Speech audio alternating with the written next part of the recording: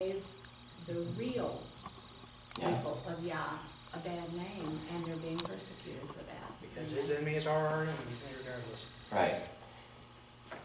It makes no logical sense whatsoever, is the point that I'm getting at. It makes no logical sense that a people whose prescribed belief is compassion, righteousness, moral justice would be despised by anyone, but yet there is mistreatment of the faith. There's religion, and rightfully so. I mean, religion smells bad. Everybody should turn their nose up at it. But the actually being in the faith, those who are faithful are persecuted. The disciples, in the world right now, there are people being beheaded because of their Christian belief.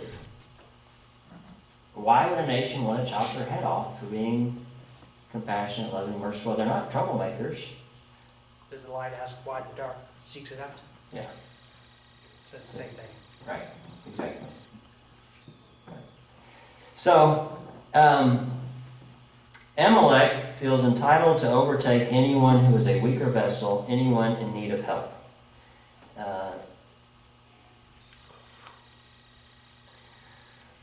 So, this is, though we discussed at the beginning, I'm not even getting into the curses and blessings. So, I'm not even touching on 90% of what I had planned.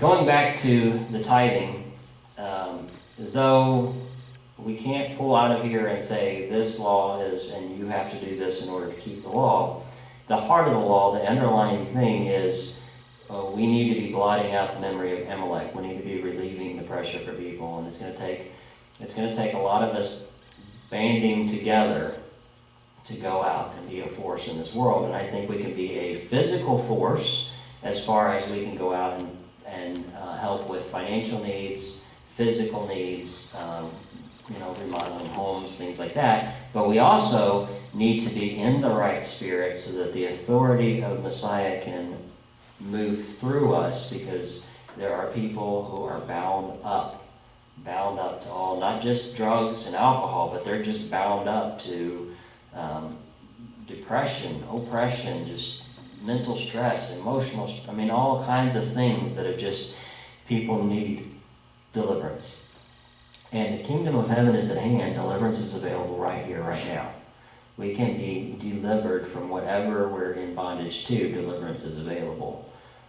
And I think he's calling together right now a people to be a force to be reckoned with in the spiritual realm. So as we bind together, then I think we have more of an ability to be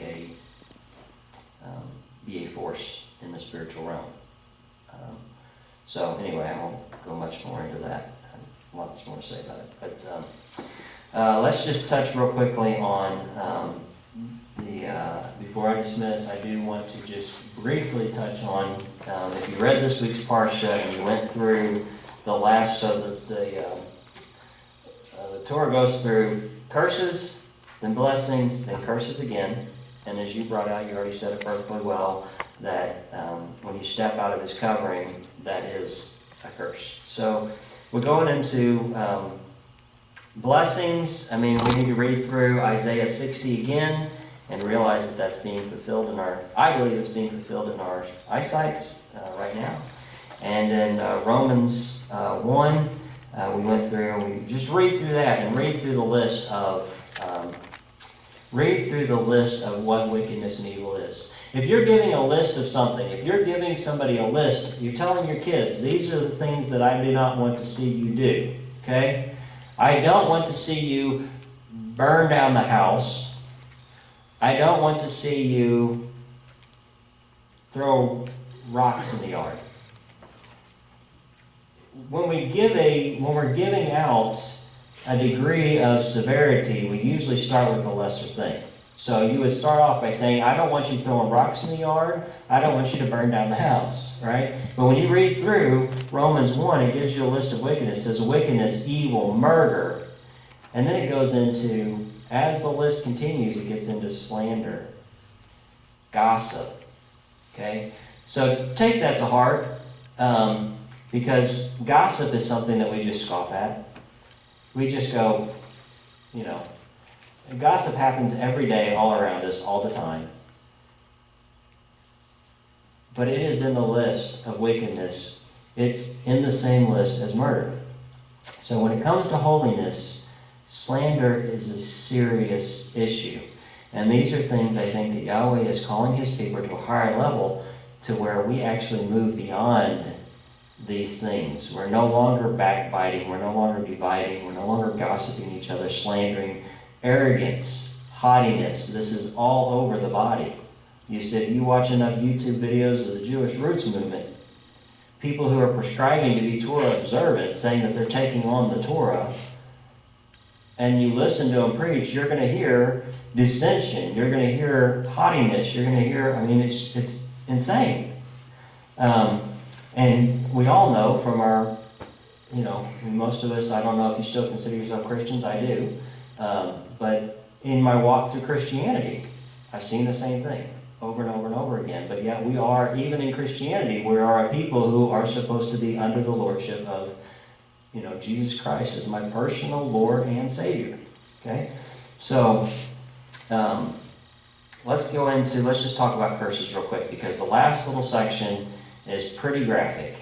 It's pretty hard to swallow. It says, if you don't, Yahweh's going to do this to you. He's going to do this to you. He's going to do this to you. I just give you a quick analogy. So I have a child. He's out playing in the yard, and there's a car coming, and he starts walking towards the street, and I scream out, "Stop!" And he continues walking towards the street. And what do I do as a calm, loving parent? I scream louder, a little bit more forceful. "Stop!" And then I run out as the child's just about to enter into the street. I grab the child and basically throw him in the yard. And then what do? I just say, "Whew, I saved you." No. Then you go, "You've got to listen to me. When I told you to stop, you need to stop. You're going to walk out in front of the car. You're going to get hit by a car. You're going to get killed," right? Okay, same thing when our children get out of our view. We're at a busy carnival and our children disappear. What happens? What are the thoughts that run through your mind when you can't find your child? Someone's took them. Right. And we all know what that can spiral into, lead to. So when you read through these curses, realize that these are curses for breaking his commands. Okay? When you enter into a place in your heart where you have decisively decided not to be under his authority and do things his way, and you go about your own way, you're running into a busy street. You're taking off in a carnival.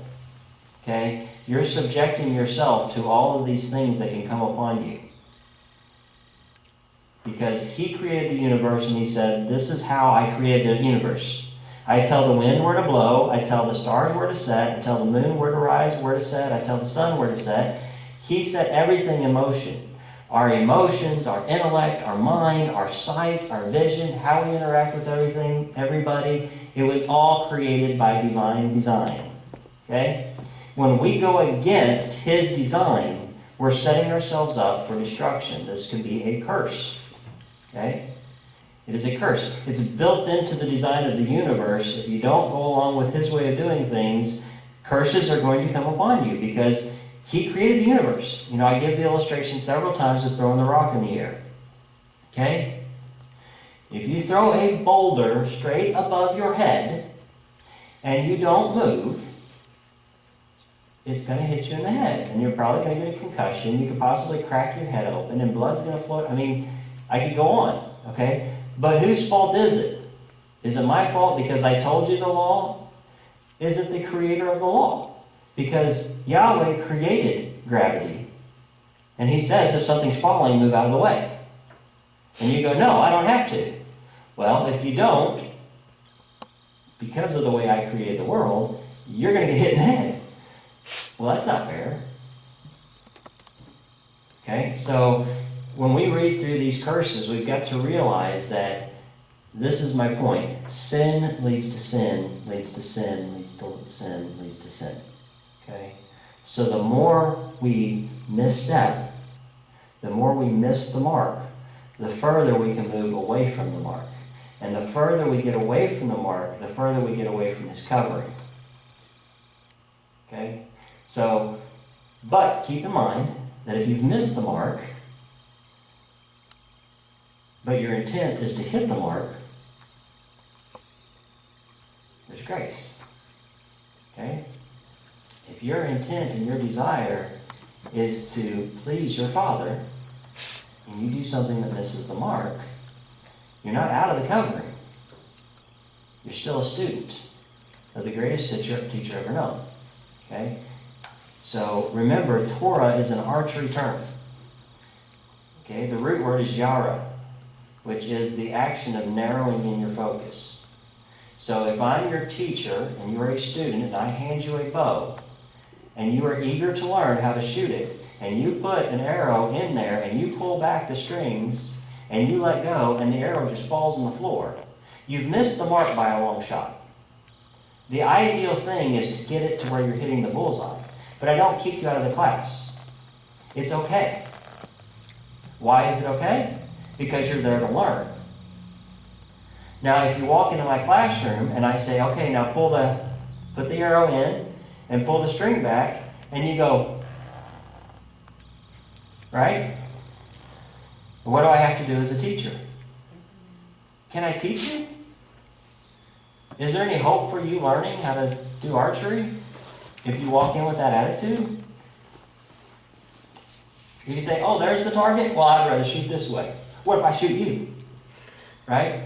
So if you come in with that kind of an attitude, I'm not going to show you mercy. There's no hope for you. You're not going to be an archer. Okay? The scriptures say that if you bear wicked fruit, what happens to the branches that bear wicked fruit? They're gathered up and thrown into the fire. But if you are coming to the class to learn, you may be a terrible archer. Okay? You might not be hitting the bullseye, but you're like, what am I doing wrong? Help me, Yeshua. What is it? What am I doing? Okay? All right, put the arrow in there. Okay, now get your thumb out of the way. Ow, my arm, my arm, my arm. It's okay, it's okay. All right? So just keep that thought process in mind, because this is Torah, and sin is the same root. It's missing the mark. Okay? So when we miss the mark, that's a sin. But it's not like, oh, you missed the mark, you're out. We're not judged by whether or not we hit the bullseye, but we're ever trying. We're ever trying. We want to hit the bullseye. We want to hit it. We want to hit it. We keep trying. So anyway, if you keep that in mind and you always practice and you always keep your eye on the target and you always do the best that you can, then the curses are not a concern for you. Okay? So let's conclude with that.